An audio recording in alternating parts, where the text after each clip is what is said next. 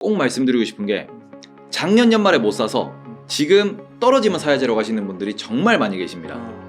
그렇게 생각하시면은 분할 매수하세요. 지금부터 한 달 20일입니다. 혹은 뭐 2달 반, 뭐 3달, 50일에서 60일 정도 내가 1000만 원 있으면은 50등분 하셔가지고 매일 분할 매수를 해보세요. 그거를 한 2~3달만 끌고 가면은 이해가 돼요.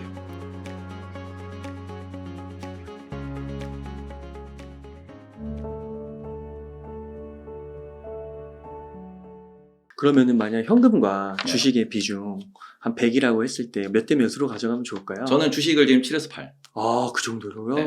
실적이 잘 나오면은 아까도 말씀드렸다시피 부채로 떨어지면은 올라와요. 그러면은 코로나도 우리 겪어보셨지만 떨어졌는데 이 기업이 잘못된 기업이 아니다. 여전히 사업하는데 문제가 없다 그러면은 주식시장은 가격이기 때문에 주식시장이 떨어지면은 국가가 망하니 기업이 망하니 하지만 기업은 정상으로 돌아갑니다. 그러면은 다시 떨어져도 올라오겠죠. 그럼 적정가라고 생각하는 애들, 성장할 거라고 생각하는 애들은 지금 사셔도 문제가 없어요. 떨어질 게 무서워서 안 산다? 안 떨어지면? 항상 그런 식으로 어떻게 보면 시장이 돌아갔기 때문에 그 부분에서는 긍정적으로 보시고 성장하는 기업의 적정가를 찾으셔가지고 그냥 매수하시고 운 좋게 그냥 안 떨어지고 올라가면은 좋은 거고 그리고는 20~30%를 말씀드린 이유는 그 20~30% 현금을 들고 계시다가 혹시나 떨어졌으면 네. 더 사야죠. 아. 그걸 위한 시드. 그리고는 혹시나 떨어졌을 때 내가 모든 돈을 넣어놓으면 생활이 안 됩니다. 그게 전업 투자라든지 시드가 크신 분들 같은 경우에는 돈이 필요할 수 있거든요. 한 번 떨어지면은 짧게는 3개월이겠지만 길게는 2년씩 갑니다. 그래서 이 뭐 1년, 2년 동안에 뭐 저는 한 6개월 정도 생각을 하는데 생활비도 분명히 있어야 된다라는 부분에서 비상금은 있어야 되니까 20~30% 정도는 현금을 보유하시는 게 맞다. 그러면 지금 투자할 주식에 대해서 적정가를 산정하는 방법을 알아야겠네요. 예, 적정 그 부분이 정말 어렵기 때문에 공부를 많이 하셔야 돼요. 네. 그렇구나. 그래서 또 적절하게 적정가까지 올라오면 팔 줄 알아야 되고 그렇죠. 그걸 또 주구장창 가져가면 또 사이클상 또 내려오면 네. 또 물릴 수도 있는 거죠. 그런 부분에서 이제 뭔가 제도적으로 주식적인 기술에 대해서 공부를 좀 하셔야 되는 거고 그거는 일단 한번 매수 매도를 해보시고 네. 해보신 분들 같은 경우에는 내 매수 매도 기준이 잘 됐는지를 계속 검토를 다시 하셔야 돼요. 오답 노트를 계속 쓰시면서 그게 어떻게 보면 매매일지고요. 네. 그러면서 이유를 계속 찾으시면서 이 시장이 돌아가는 원리, 이 기업의 주가가 만들어지는 원리를 찾으시면은 그게 돈이 됩니다. 그러면 테이버님 혹시 뭐 좀 지금 봤을 때 네. 이건 적정가 대비해서 좀 많이 떨어졌다. 그래서 요거는 조금 담을만 하겠다. 네. 그렇게 보시는 좀 기업 있으세요? 저는 개인적으로 방송에서 말씀드리는 거는 뭐 하이닉스, 이게 특히 반도체 중에서도 삼성전자는 좀 무겁다 보니까 하이닉스 같은 경우에는 지금부터 한 1년, 2년 정도 보유하실 생각이면은 충분히 수익이 날 수 있는 종목이다. 이렇게 말씀을 드리고 그 다음에는 뭐 개인적으로는 통신주도 괜찮지 않나. 왜냐면은 경기 방어주고 고배당주고 그리고는 우리가 뭐 클라우드 얘기도 많이 하는데 KT도 그렇고 SKT도 그렇고 클라우드 사업을 합니다. 특히 KT 같은 경우는 해외 클라우드 사업도 많이 하고 있어요. 최근에 뭐 M&A도 많이 하고 있고. KT가요? 네. 그런 부분에서 뭐 KT는 해외 진출, 해외 클라우드 사업 이런 부분에서도 이제 현금 흐름을 계속 만들어내고 있다 보니까 괜찮다. 그 다음에 SKT 같은 경우에도 배당을 번 돈의 70%씩 줘요. 이제 그런 부분에서 또 제도적으로도 우리나라의 그 통신 3사는 외국인의 지분 한도가 50%밖에 안 됩니다. 그러니까 50% 이상을 가질 수가 없어요. 그런데 이 부분에 대해서 이건 약간 구시대적인 좀 규제다 하면서 풀어주려는 움직임도 있어요.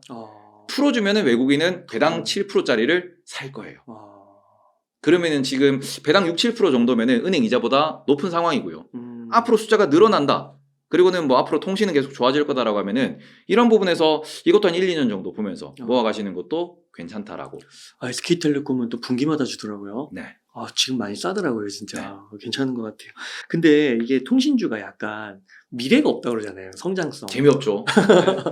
그리고 알뜰폰 얘기하더라고요. 네. 알뜰폰으로 갈아타는 사람들이 그렇게 많다면서요. 네네. 그런 건 좀 어떻게 생각하세요? 알뜰폰도 기존에 어떻게 보면은 제가 바라보는 통신주는 인프라 사업자예요.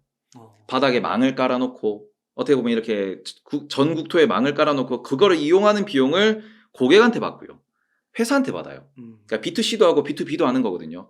그리고는 그 돈으로 중간중간 클라우드 센터를 만들어 놓고 인터넷으로 왔다 갔다 하는 모든 전기에 대한 모든 데이터에 대한 비용을 청구하는 겁니다. 그러면 알뜰폰 사업자는 어떤 인프라망을 쓸까요? 그 사람들 거. 그렇죠. SK 거. 깔아놓은 걸 쓴단 말이죠. LG 헬로비전 같은 경우도 LG U+의 망을 씁니다. 그러니까 이런 부분에서 뭐 마케팅 비용이니 뭐니 이런 것들이 부대 비용이 다 포함된 게 우리가 기존의 통신비 라고 따지면은 네. 우리가 통신비 쓰시면은 저는 아직까지도 구조가 이해가 안 되는 부분은 뭐냐 그러면은 핸드폰을 새로 사서 개통을 하죠. 핸드폰 요금이 100만 원, 200만 원 해요. 네. 이걸 엄청 깎아줍니다. 그리고는 통신비만 받아가면 된다 그래요. 얼마나 남겨먹는 걸까요? 그런 부분에서 기업 같은 경우에는 말 그대로 돈을 위해 돌아가는 기업이고 매년 성장을 하는 거를 보여주는 통신사업자들이고 여기에서 배당도 늘려준다라는 부분이거든요. 알뜰폰으로 넘어간다 해서 막 이게 기업 실적이 반토막이 나고 주가가 반토막이 나는 오히려 늘더라고요. 네, 그런 케이스는 없을 것이다. 너무 걱정은 안 하셔도 된다. 그리고는 대한민국 기업의 특성이죠. 쌓아놓은 돈이 너무 많아요. 그런 부분으로 무엇이든 신사업을 할 수 있기 때문에 너무 크게 걱정은 안 하셔도 된다. 그러니까요. 네. 저도 사실은 SK텔레콤을 지금 좀 보고 있는데 네.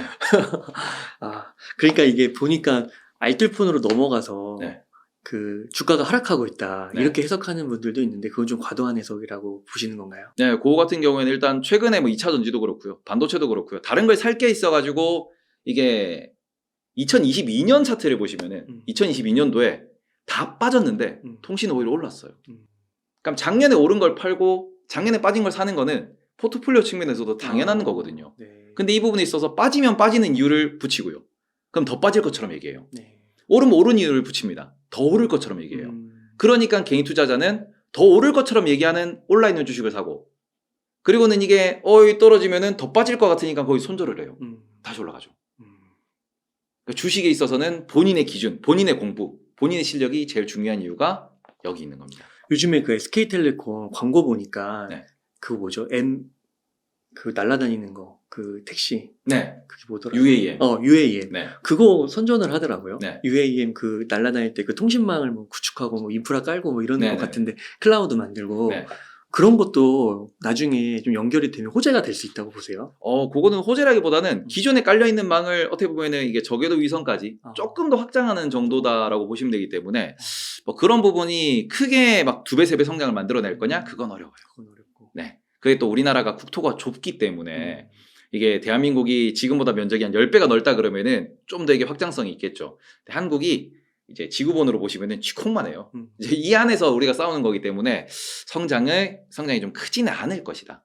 약간 보수적으로 보시면서 그냥 매수 매도 하시면서 분할 매수, 적금 이렇게도 접근하실 수 있고 저는 대형주에서 시작을 하셔서 어느 정도 이 파도를 타실 줄도 알고 뭔가 흐름도 읽을 줄 아시고 이렇게 하고 난 뒤에 좀 더 세세한 뭔가 좀 중소형주를 보시는 게 좋다. 당구로 말씀드리면은 우리가 큼직큼직하게 이렇게 좀 어떻게 보면 기본적인 당구를 칠 줄 아는 상태에서 예술구를 치셔야 된다. 이렇게 좀 말씀을 드리도록 하겠습니다. 그 SK하이닉스 같은 경우는 1, 2년을 좀 보시는 거는 네. 싼 거 같긴 한데 그리고 저점 신호인 것 같긴 그 저평가 구간인 것 같긴 한데 그게 언제 오를지 몰라서 네. 한 1, 2년 이렇게 보시라고 하는 건가요? 그렇죠. 한 1년 정도는 이제 끌고 가셔야 왜냐하면 1년 동안 기본적으로 들고 계셔도 한 6% 정도의 배당은 나오는 거거든요. 그럼 은행 예금보다 훨씬 낫습니다. 1년 하는데 6%가 나와요? 네. 지금 고배당주라고 부르는 은행 혹은 통신 이런 것들 같은 경우에는 배당이 6%대가 나와요. 그리고 많이 나온 데는 7%, 8%도 나옵니다. 그럼 은행 예금 넣을 돈을 반만 떼서 주식에 넣어보는 거예요. SK하이닉스. 하이닉스 말고요. SK텔레콤. 네. 텔레콤. 이런 데 고배당주에 들어가가지고 넣어보면은 그럼 그 주식들 같은 경우에는 움직임도 이제 좀 역동적이고요. 분명 마이너스도 날 수 있어요. 근데 이게 왜 마이너스가 나는지 왜 플러스가 나는지를 계속 공부해 보시면서 예금과 비교를 한 1, 2년만 해보시면은 예금 절대 못합니다. 그러니까 내가 보수적으로 투자하더라도 예금보다는 무조건 좋아요. 근데 이 부분에 있어서 본인이 체득하셔야 돼요. 본인이 느끼셔야 돼요. 본인이 느끼시면은 그 다음부터는 세상이 바뀝니다. 이런 말씀으로 처음에는 좀 대형주에서 해보셨으면 좋겠다라고 말씀을 드리고 하이닉스는 대형주 중에서도 안정성보다는 성장성 혹은 큰 사이클을 타는 산업이거든요. 그러니까 이런 부분에서 지금 미국에서 마이크론이라든지 인텔이라든지 아니면 엔비디아나 마이크로소프트 그 쟁쟁한 기업의 CEO들이 지금부터 투자를 한다. 그리고는 지금이 바닥이다. 앞으로 2, 3년은 우리가 투자를 해야 된다고 밝히고 있습니다. 그럼 그런 부분에서 그죠 경쟁업체인 마이크론도 CEO가 나와가지고 이번이 바닥입니다. 우리는 2025년까지 우상향을 할 수 있습니다. 라고 얘기를 했거든요.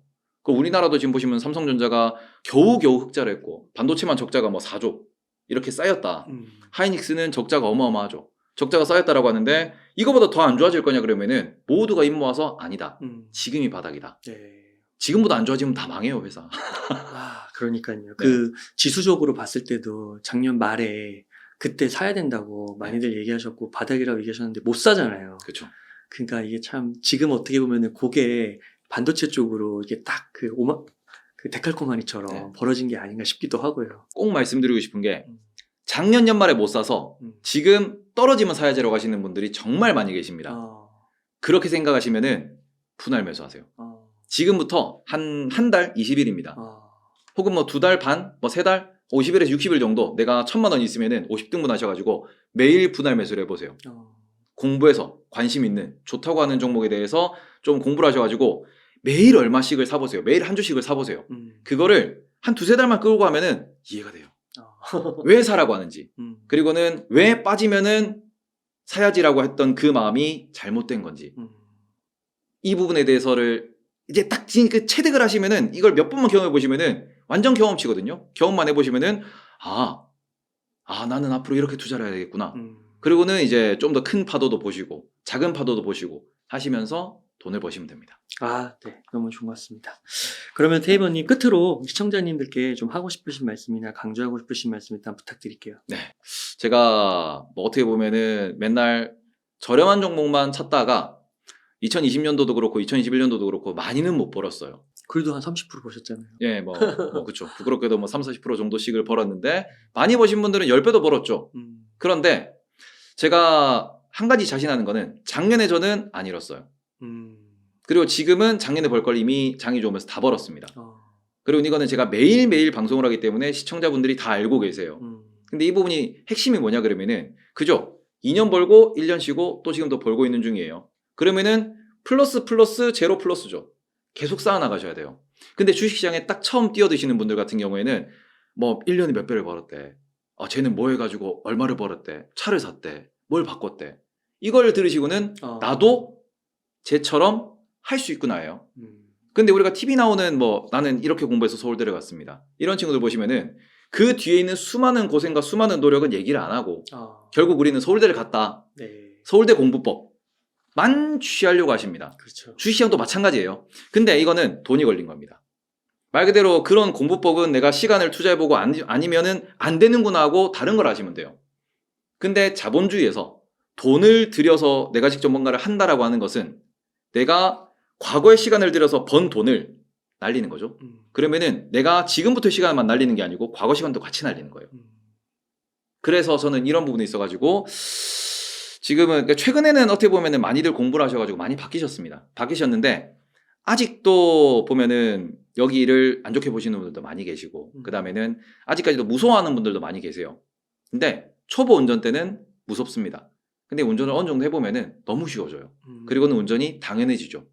이제 그런 부분에서 어떤 사람들은 자율주행을 찾으십니다. 내가 자동으로 투자해주는 거 혹은 뭐 남이 투자해주는 거 찾으시는 분도 계시지만 자율주행을 못 믿는 이유도 어떻게 보면 남한테 투자를 맡기지 말라는 이유도 모두가 동일하거든요. 내가 스스로 실력을 기르고 내가 스스로 공부하면은 공부한 만큼 돈이 보여요. 처음부터는 안 보이겠지만 쌓으면은 돈이 보입니다.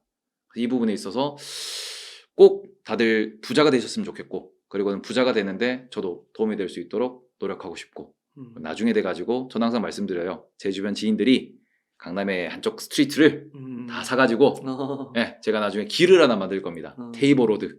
네, 그거 만들어질 때까지 열심히 하도록 하겠습니다. 네, 요즘에 급상승하고 있는 설명왕 테이버 채널 많이 가셔가지고 지금 말씀해주시는 그런 노하우들 쏙쏙 알면 좋겠네요. 배우시면 좋겠고요. 이렇게 해서 유튜브 채널 설명왕 테이버의 테이버님을 모시고 이야기를 나눠봤습니다. 긴 시간 동안 유익한 사이트 많이 나누셔서 감사의 말씀드립니다. 오늘 고생 많으셨습니다.